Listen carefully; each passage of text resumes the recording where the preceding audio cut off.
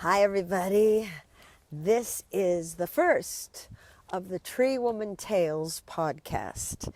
And I started this because my name is Holly Penfield, and I have made this record called Tree Woman, you see? And it's all these songs I wrote about my feelings that I've had my whole entire life as a woman, and then a few of how I'm writing about the vintage years of my life and how I'm coping with it all, and how I've sabotaged myself and how I've picked myself up and never given up. And this is the painting, the Tree Woman painting, and I have the Tree Woman of all Tree Womans right here today. That I know of anyway, in my world. She has been a great inspiration to me for the last 15 years. Have we known each? More than that, isn't 20 it? years? No, 15, this is 2020, Okay. 2005, 2006. So we both come from San Francisco, but we met in... No, we met in Sausalito. Oh, we met in Sausalito, sorry. And but we did shows together in Edinburgh, In and we both live 2006. in London. And we are crazy about each other. That's and true. she, when I first met Lynn Ruth Miller, this is Lynn Ruth Miller, everybody. Hello, hello. She was only in her 70s, and she was taking her clothes off up in Edinburgh, burlesque, doing burlesque. And she has, That was. and I saw her in a venue in Edinburgh that was what was that? A Freemasons church or something. And you did your You were tales. upstairs. And you were there too, weren't you? You That's were right, telling and it was stories. what was it called? Dean Brody's place, and it was upstairs. And you did your show there, and I was doing storytelling. But I Yes. was doing, because the year before is when I started doing the striptease. But for open spots, I would do my striptease, and I would sing the strip polka, which is Strip by polka. Johnny Yeah. Mercer. That was devastating. Everyone was riveted. And I had other songs, and the other songs were Wild Thing. I think we did that. We did a song together. Okay, And I we'll get don't- to that. Yes. Well, so I'm still coming introducing up. you. And All right. I didn't know what to think of Lynn Ruth Miller, but I was thinking this is such great inspiration for me. And she's now going to be in 3 weeks, In 3 weeks, I'll be 87. 87, and she is still going strong. She's always saying to me, I've just got so much to do. I need more time. I need more years. That's right. I do. And I believe in her, and I believe she's going to change things for women who are growing and becoming bigger, more branched out, more rooted tree women. And instead of, focusing in on the lines and all that jazz, we're focusing on all the amazing things that happen when Yes. the years roll by. It's true. And to me, I hope if I do nothing else, I change women's fear of aging into anticipation. There is no question that this is the best year of my life. With the pandemic, this still is the best year of my life. Isn't that incredible? It is. It So truly is. start off, honey. I know you don't want to go too much into it because you've had a long life. It's a long time. And you'd want to maybe focus on what you're doing now. But just give us a little brief idea of you as a little girl growing up, and then your parents, and you were married too, weren't you? I was married twice. Twice. Okay.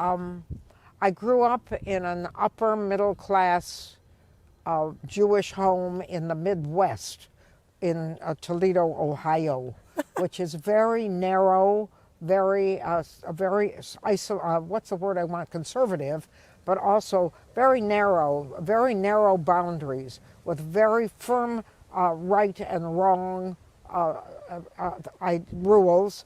And in the day that I remember, I was born in 1933, and the only future for a woman, as far as my mother was concerned, there were progressive people, maybe in New York and San Francisco, but in Toledo, Ohio, the only profession for a woman, the only future was to be married and to marry money. Women at that time never worked except the unfortunate ones, or the lower class. The lower class. My mother went from lower class, she was a Romanian immigrant, really lower class, to the top of upper middle. Daddy was a millionaire. Daddy was a millionaire. And so she didn't understand the rules of what you were, but she knew that she felt very important because of the money. And that's the mistake, sweetheart. She wasn't important because the money meant nothing. And she had no vision. And I was living with a woman that had no vision, who was determined to foist her interpretation of the good life on me. And she had no concept that we're individuals. She had no concept that each of us, my sister and I and my father, had different dreams. My mother didn't see that. My mother only saw that to be successful, you have money, women marry, they have children, they get a mink coat. Even now when I think of a mink coat, I cringe. This is those little animals. And that's what you do. And you buy things from prestigious stores. That was important to my mother. That's to be a good store. And I didn't fit in and didn't understand why. So going through, I was considered a failure, and a complete failure. And then when I finally married, which at the age of 22 was late, I married at 22, and it was a total disaster. And I came back home, and I remember my mother said to me, "I told you no one could live with you." He walked out when I was 22, but he used to beat me up. He used to beat me around. No, you mean physically hit Yeah, physically hit me, but I'm really good at ducking. And no, he hit me. He wasn't a mean man, but he was never, they give you R&R now. He was fighting in Korea. And then he came right out of Korea and married me, and he hadn't been demobilized. That's the word I want. Okay. So when he got angry, he used his fists, he used his hands, and I was in the way. And so I used to duck. He threw things at me and did things like that. Anyway, after 2 years he left, and they always considered it my fault. And I would say to my mother, "But he hit me." And my mother would say, "Well, no one, he probably deserved it. Nobody could live with you." See, and at that point, I believe, we talk about this, at that point, I managed to find a little bit of gumption. And I started a TV show on CBS. In Toledo, really? Yes, Toledo's CBS. It was What called, year was that? would have been 1958. Oh my gosh. And it was called The Little Playhouse, and it was on CBS. It was on WTOL TV. And it was public service. And I was just about to get that going, and I was absorbing the failure of my marriage, because I didn't love him, but I loved married life. I loved it. It's a beautiful way to live. It's a nice cooperative way, two people in it together. It was lovely. Anyway, and I was just recovering from it. I was beginning to look good. I also had a very severe eating disorder. And nobody knew what it was. And it was anorexia and bulimia. But nobody at that time knew what it was. So I was at the point that Tommy left, I was in the height of the anorexia and the bulimia. And that's what my novel Starving Hearts is about. And it describes what I was doing and the binge. Just let's pause there for a minute. So you wrote a book called Starving Hearts. That's right. And when is that? The newest book? No. Okay. No. That was the first book I published. You said it's a novel? It's a novel, but it's real. Oh, it's your story. I changed it to fiction so that no one would sue me. Wow. Amazing. But it's my story of my life with Tommy. I changed our names. My name was Susan in the thing. Okay. But it's my life with Tommy. It's absolutely real, and what happened with my mother. But so I got this television show going. And on the way to the screening, a woman came down a hill that was learning to drive and rammed into the side of the car. And I went through the windshield, and I almost died. And my mother was looking at television, and I was at that time very skinny because of the anorexia. And she saw this stretcher come out that looked absolutely flat except for two big feet. I have very big feet. And she said to my father, being funny, she said, "If I didn't know better, I think that was Lynn Ruth." And then they said, "Lynn Ruth Miller, yes, star of The Little Playhouse, has just been injured." And they came down to get me. Anyway, So I did get the program up, and then after a year and a half of the program, and it was going well, not great, well, and it was sponsored by the Toledo Art Museum, and it had live children on it. Wow. And then a woman named Carol Van Balen. Jewish people can't stand to see single people; it's too much for them. And she fixed me up with a man named Richard Phlox. And I didn't love him, but he read poetry to me. He was, I think, 11 or 12 years older than I. He was 40, and I was by that time 28, or 20, almost 29, and he was 40. And he read poetry to me, and he had a lot of money, and he bought me a house, and he proposed. And I thought, well, why not? That really is what I thought, why not?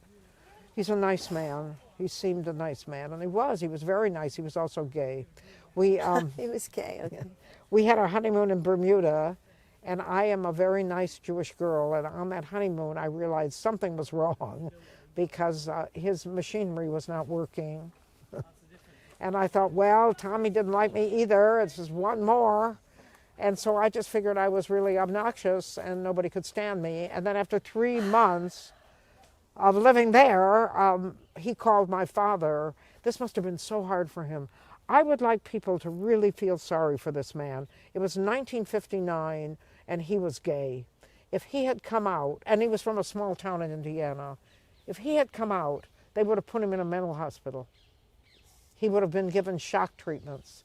That man was, I always have felt sorry for him, but I didn't feel sorry at this particular moment. I was making him lunch. He used to come home for lunch. It wasn't enough there was no sex. I was cooking him lunch, and this is a horrible time.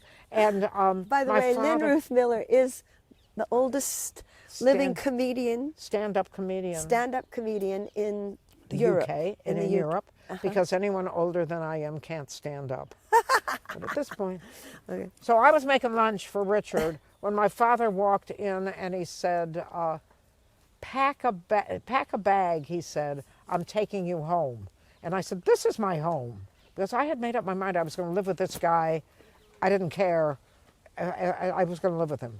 He had enough money, we had a house, he could go lead his life. I still didn't know he was gay. I just thought he hated me. And my father said, no, he can't, Richard is his name, Richard can't stand you. Get in the car. So I thought, well, one more. So I got in the car and I came home and I gave up smoking and I went to work at the library.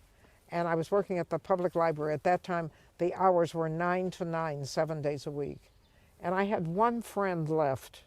And she called me, her name was Jo Fruchman, and she called me and said, let's meet for lunch. And I looked at my calendar and my diary with my working schedule, and I said, I can't meet you for lunch for the next 6 months. And then I said, in my heart, fuck it.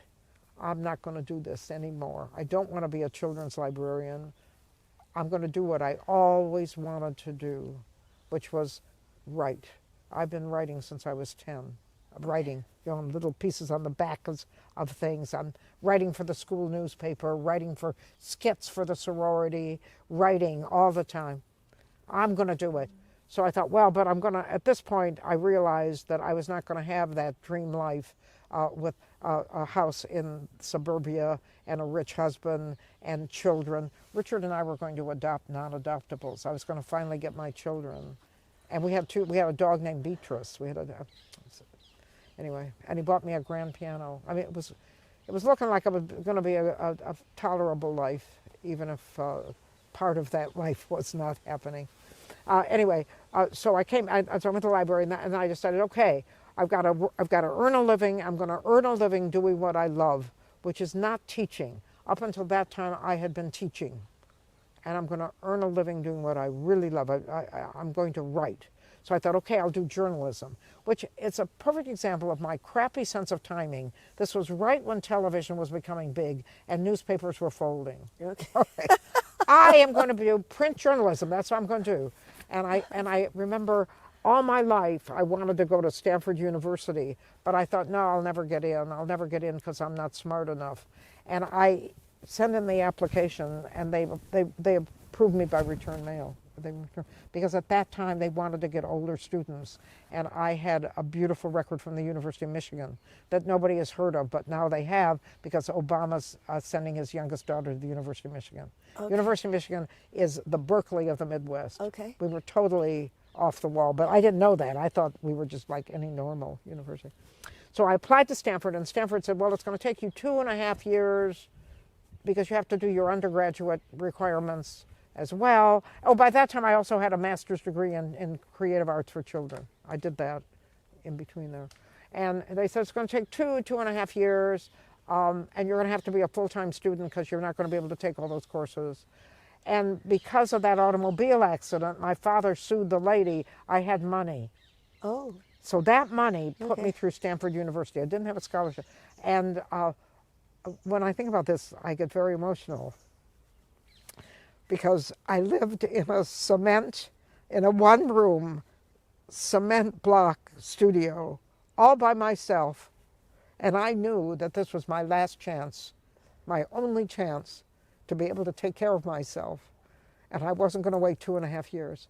So I took extra courses, and on top of that, we didn't have computers. And on top of that, you had to have what was called a string of journalists, because I wanted to write for newspapers, which were folding left and right. But of course, I was going to write for newspapers. So what I did is I was at Stanford, I wrote for every newspaper from San Jose. I was in the San Jose paper, was the Mercury News, all the way up to the Examiner and the Chronicle. I wrote free articles for them while I was taking double courses. And I'm not that smart, but I studied 20 hours out of 24. And I graduated in 14 months. Wow. With all A's. And a big notebook full of things. And I went out to get the job that I was sure I was going to get. And no one would hire me. And Because I was 30. I was too old. They thought if I hire her, she'll just get pregnant. Little did they know that I was so anorexic that if I conceived, I mean, I would be in the same league as Mary when she got Jesus if I conceived. It would have been one of those miracles.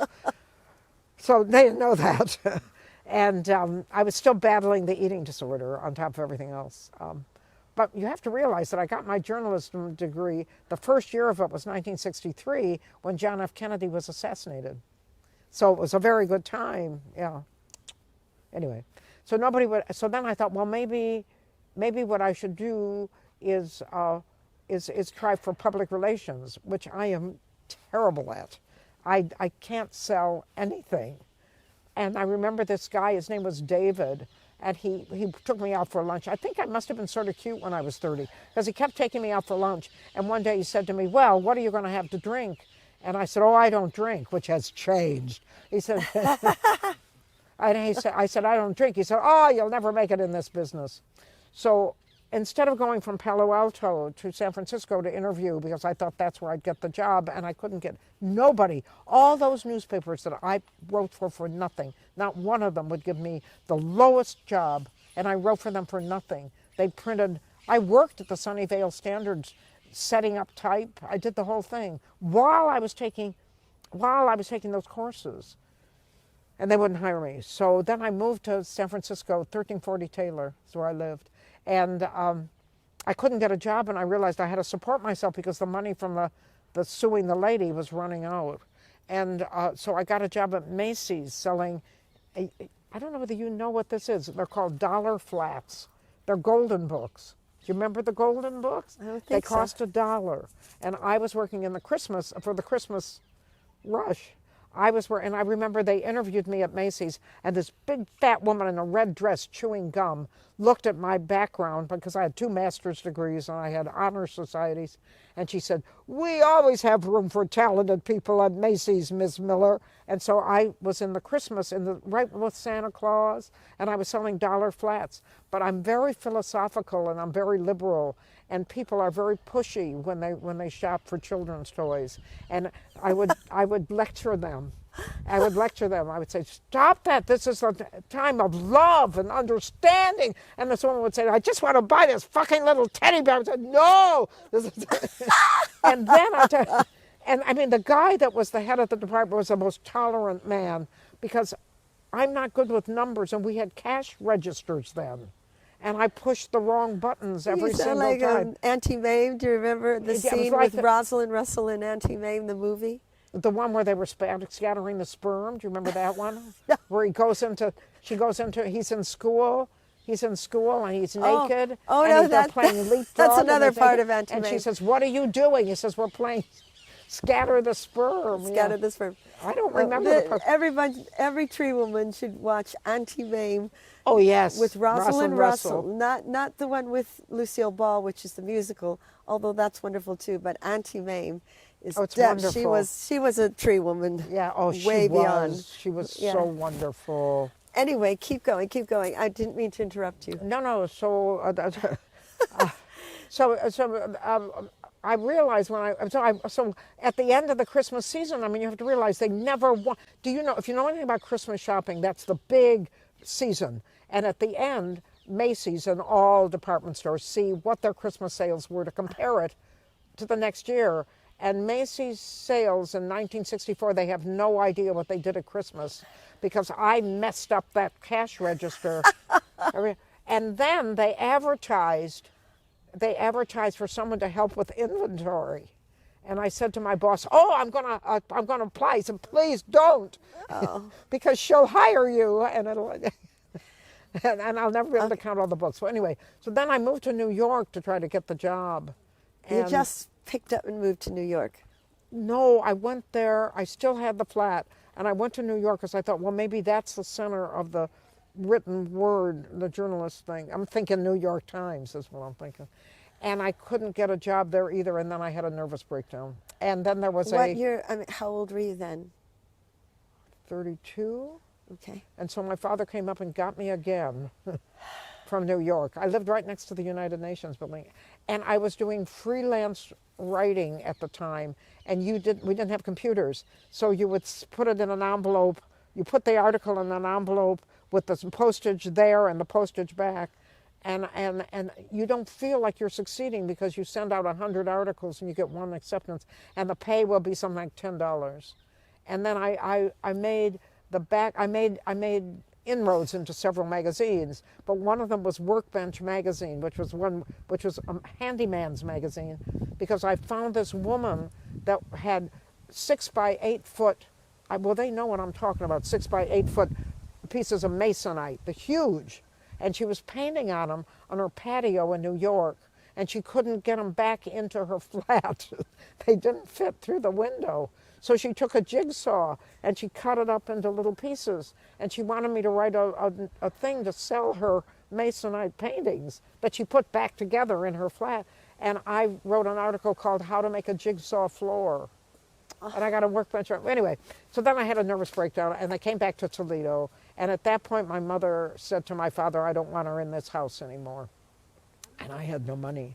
And so I don't know, it must have been a week that I lived there. It was horrible. But I found charity housing, and it was 1232 Crib. And I moved there, and then I kept looking for jobs, and I couldn't find a job. And then my friend Rita Herman called me up and said, "You're too alone. You need something to love. I have a cat for you, a kitten." And I said, "I hate cats." And she said, "This is a kitten." And I went over to her house, and she said, "This is her K litter." And she handed me this little ball of fluff. And she said, "That's Karen." And I took her home, and then I realized that she wasn't Karen. She was Michael Mistake. She was A boy, yeah. little boy kitty. And I had someone I had to feed and I had to take care of. So I got a job at Toledo University doing the one thing I didn't want to do besides marry again, which was teach. And I was teaching. I became a professor. And I worked for the next 4 years full-time on a part-time salary at the lowest amount of money that they could possibly pay me. And then Ohio passed a law, this is true, that said that if you have a certain amount of education, and I had more education than anybody in that college, Because I had the 2 master's degrees, and Toledo University, you have to be one shade dumber than dirt to teach at Toledo University. Jesus God, I remember the one guy, the head of the music department, was a motorcycle. He used to walk around in a leather coat and a helmet, and he motorcycled around, and he was doing, he was teaching Rigoletto. I said, Anyway, you really, so I became a professor. And then after 4 years, the dean called me and said, they've just passed a law that we have to pay you back pay, and we have to pay you a level of salary that we have not been paying you. And if we do that, we'll bankrupt the system. And if we bankrupt the system, Ray Henry, another English teacher, won't get his raise. And he has a family. And guess what I said? It's okay. You don't have to give me the money. And then I was beginning, and you talk about when did I get the guts to do. I was teaching art appreciation. I didn't know anything about art appreciation. So I was lecturing to 500 kids, and I knew nothing about art. I mean, I knew pretty pictures. So I decided, and for the first time in my life, I was earning money. It wasn't very much, but it was more than it was more than nothing. Yeah. And I took that money, and I was living in charity housing, so my rent was something like $25 a month. It was nothing. Okay. And I was anorexic, so the food was almost nothing. I mean, I wasn't eating. So I took that money, and I went to the public library, and I decided I was teaching the humanities, and I knew how to write, and I knew how to play the piano, but I didn't know anything about how to make a picture. So I found this thing called Northern Ireland School of Landscape Painting. And I thought, I'm going to do that. So I wrote them. His name is Kenneth Webb. And they were doing 2-week workshops in Connemara in Galway, which is cold. In August, it's cold. And I signed up for 4 of the workshops. And I had 2 weeks alone, and I thought, oh, that'll be so nice. And they told me a place to rent a room, and I rent a room in Athlone in the hotel there, and I would have 2 weeks with nobody just to paint. And after 2 hours there, I thought I'd go crazy. I'm not a loner. I just think I am. I thought, oh, isn't that romantic? I'm going to just paint. And I'm a terrible painter on top of everything else. So anyway, so I painted there for 4 months. I don't think you're a terrible painter. Well, I've been doing it now for 50 years. I'm a little better. Oh, okay. But then I was just beginning. Her paintings are very interesting. We will eventually get to those. Yeah. And I'm just going to take... You need to link ahead to comedy. Yes. I'm just going to... We're going to take a break and have part 2 because we need to just regroup here. Because your story is... You didn't know any of this? Your story is long and fascinating, and we might have to present it in a series, like a 3-part series, and each I think maybe each setting will be different. Yeah. So, let's close because it's getting too cold out here. This is Hempstead Heath we're in. So let's close this episode 1 of Lynn Ruth Miller's Tree Woman Tales, and I'm going to ask you, when you were going in through this sort of dark journey, which a lot of it sounds quite dark, your early years. Oh, it was terrible. Were you ever happy, or were you always choosing to be unhappy because you had so little support, except for your $1 million father? Yeah, millionaire father. Millionaire I father. had, but he did not support me. So there you go. He supported you not even emotionally. No, he did not support me emotionally. He supported me with money. Oh, okay. I understand. Yeah, and that's No, it. he thought I was a failure, too. Oh, dear. He said, oh, my God, with a brain like yours, why don't you study law? I don't want to study law.